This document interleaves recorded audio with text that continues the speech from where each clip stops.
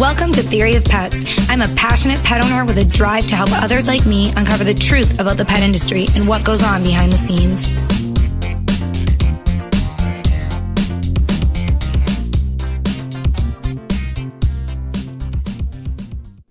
Hey everyone, welcome back to another episode of Theory of Pets. As you know, I love speaking with experts in the pet industry who can give us some insight into how to better care for our pets. One of the biggest issues that pet parents face is pets with anxiety. This is becoming more and more common as we move into this kind of era of pet owners being away from home more often than they ever used to. You know, it used to be that sometimes one person in the family could work while one person stayed home. That kind of stuff doesn't happen anymore.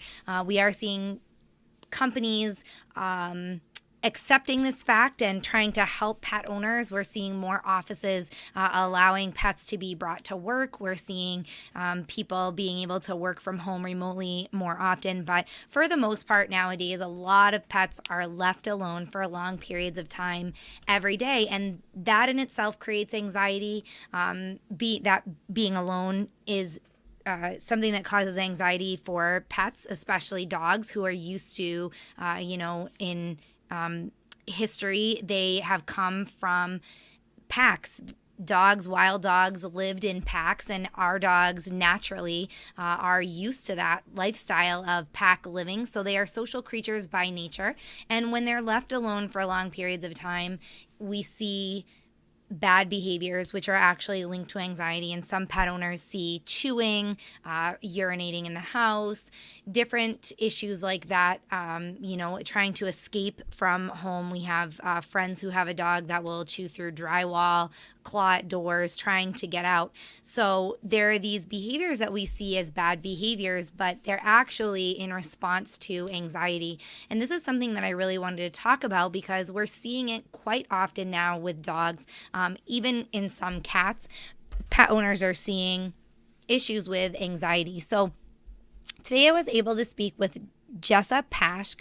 She's a pet trainer at Mars Petcare. Mars is one of the leading pet products. They have companies under their umbrella that range from everything from pet foods to pet products. And they're certainly one of the leaders in the world as far as manufacturing different types of pet products.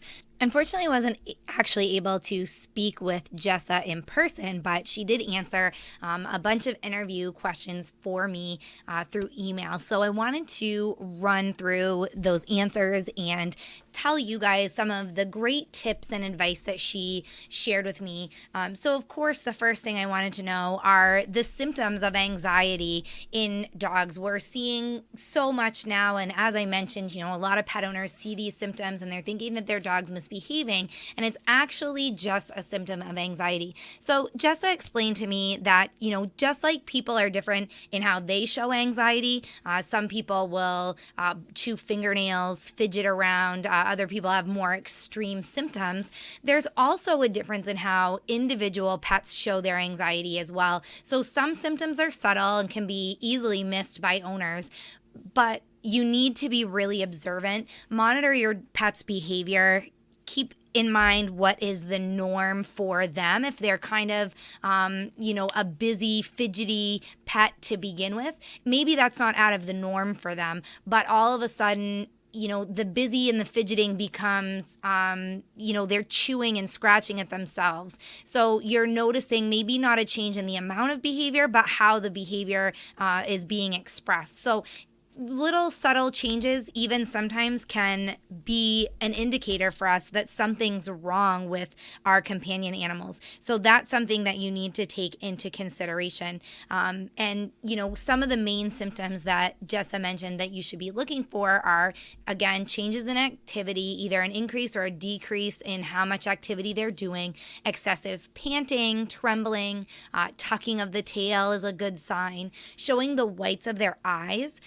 If they're hiding or exhibiting any kind of destructive behavior, that can also be a symptom as well. What I'm often asked by pet owners is if there are any ways that we can prevent anxiety in dogs. And so, of course, I pass that question on to Jessa. And being a pet trainer, she explained that training a pet is a great preventative measure to teach dogs new responses to scary or unfamiliar stimuli. And that may as well, be something unfamiliar would be to have your owner out of the house for long periods of time. Maybe you used to work from home and you're starting to work outside the home more. Maybe you're going back to work after a little leave of absence, something like that. So this can work for separation anxiety, but it's also a great way to help dogs that are having anxiety, maybe about loud noises or something that is scary or unexpected to them. So when dogs are between 8 and 16 weeks old, they're extremely open to new experiences, and exposing them to sounds or being alone, anything that could promote anxiety, can help build those skills that the dog's going to need into adulthood.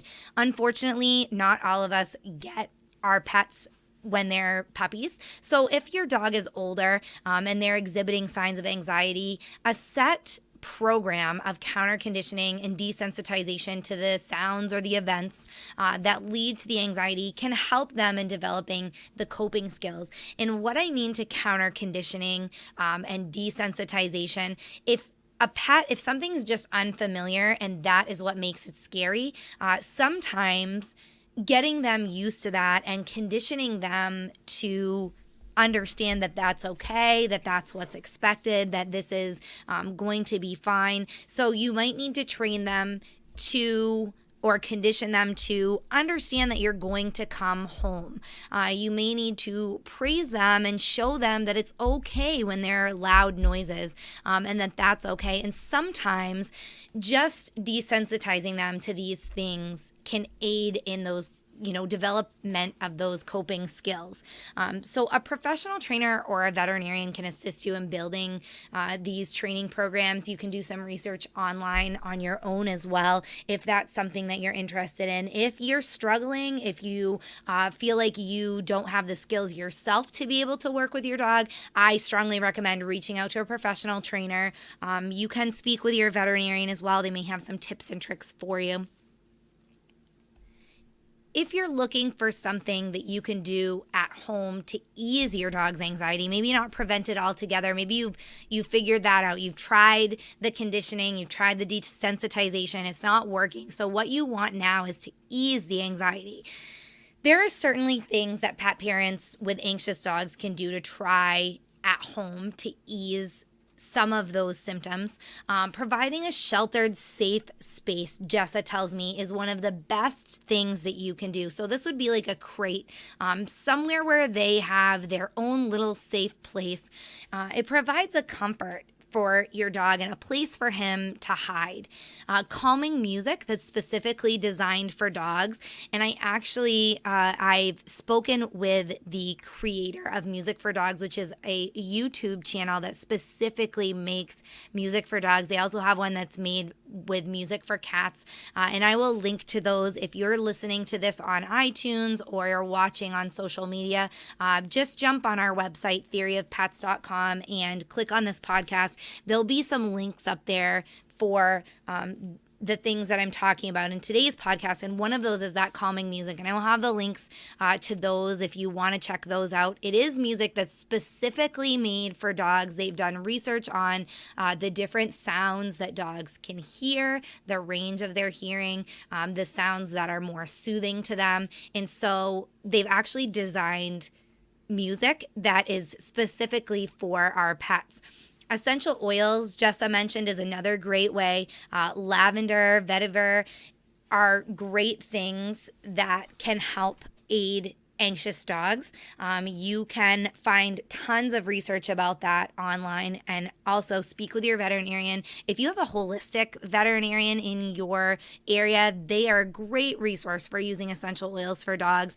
Calming is a huge thing you can use them for. They actually make calming collars that spray. They have a little spray of essential oil that comes out at different times to help calm your dog. A lot of pet stores carry safe over-the-counter calming supplements, and they might be different mixtures of essential oils. They could contain chamomile tea, something, a mixture of things like that help to calm your dog. So if you're maybe not, you don't have time for the research or things like that, you can buy supplements that already are mixed, based on the science behind using these natural treatments to calm anxiety in pets. So what should you not do if your pet is suffering from anxiety? I hear often from pet owners who, well, I've tried this and I've tried that. I'm really getting frustrated with this anxiety. There are some things that you should not do, some no-nos, if you will, about dealing with pets with anxiety. And Jessa tells me that pet owners have to remember to be patient when they're dealing with their furry friend. And this can be anything from dog training to anxiety, but it's especially important with anxious pets. For example, if the pet owner gets a new family member, a new furry family member, if you adopt a cat or a dog, and it's exciting for you, but you also need to not rush them into good behaviors. That's something that takes time. The dog needs to learn. You need to learn how the dog learns in order to how best teach them. It's good to keep in mind that a new pet still needs to get accustomed to their environment and that they're going to engage with their owner when they're comfortable and confident. They're going to engage with the environment when they're comfortable and confident. Maybe you get a new dog and all he wants to do is hide under the table or sit in his crate. He needs that time away in his safe space to get comfortable and to feel confident before interacting and engaging. So keep that in mind. And if you leave the dog in an environment that he's not used to and expect that he's not going to have some anxiety about that, that's your problem, not a problem with the dog. So keep that in mind as well. Mars Petcare, actually, Jessa mentioned to me that they have a program called Better Cities for Pets, and that provides downloadable resources, which I'm going to link to as well on our website. So if you want to check it out, there are some great resources on responsible pet ownership there's great tips for new pet owners, but also some stuff for experienced pet owners as well, with things like anxiety. So check out those resources. One of them includes tips on how to keep pets healthy and ways that owners can recognize how their pet is feeling. So health isn't all about physical health. You have to remember that it's emotional health too, and anxiety falls under that emotional health category. So you can check out that resource, and that will explain some specifics on recognizing how your pet is feeling so that owners can better interpret their behavior. So you're not just thinking that it's naughty behavior, but it's actually linked to something greater like anxiety. Finally, I wanted to know from Jessa, when is it too much? When do you need to consult a veterinarian because it's just too much for a pet owner to take on their own? And she told me that it's best to consult a veterinarian or a veterinarian behaviorist, which is great if you have one in your area. And you want to consult them once you sense that there's an issue with your canine companion or your feline companion. At times, some physical ailments can actually cause symptoms of severe anxiety. Your dog knows that something is wrong, and so he will express that in certain ways. Sometimes it looks like anxiety, but there's actually something wrong, and he can't verbalize that to you like other humans can. He can't tell you, my abdomen hurts, or I'm having problems with my muscles aching. So it comes out as severe anxiety. But these symptoms can actually present as a behavior issue. So a visit to your vet can rule out any underlying factors, and then that will help you determine if the root cause actually is anxiety. So again, I spoke with Jessa. She's a pet trainer. She works for Mars Petcare, which is a huge company worldwide. She's an expert in her field to find some of these tips for anxiety. And a lot of times, in the wintertime, dogs spend more time indoors. That can increase anxiety issues or any kind of anxiety symptoms. So if you guys have any questions for me or any questions that you would like an answer from Jessa about anxiety in pets, please be sure to email me or get on our website, theoryofpets.com. You can add your questions there as well. If you'd like to do those verbally, you can record your questions and I might use them on future podcasts. You can also just have them emailed to me and I'll be sure to get back to you and answer any questions that you might have. Again, if I can do it, if I can pass them on to Jessa or another expert in the industry, if it's not necessarily about anxiety, but it's just a burning question that you've had about your pet, I'm happy to do that. While you're on our website, theoryofpets.com, if you could just take a quick second to leave me a review on iTunes, you can click the link right there. It'll take you to the review website. And that actually helps me when I'm reaching out to experts like Jessa. I can show them that, yes, people are listening, people are enjoying, people have questions, and they're more apt to come on. So I would really appreciate a quick review. It only takes a few minutes to do that. So that would be great for me. Thanks a lot for listening, guys. Again, if you have any questions about pet anxiety, be sure to pass them on and be happy to help. And thanks for listening. I will see you guys back with another great podcast episode next week.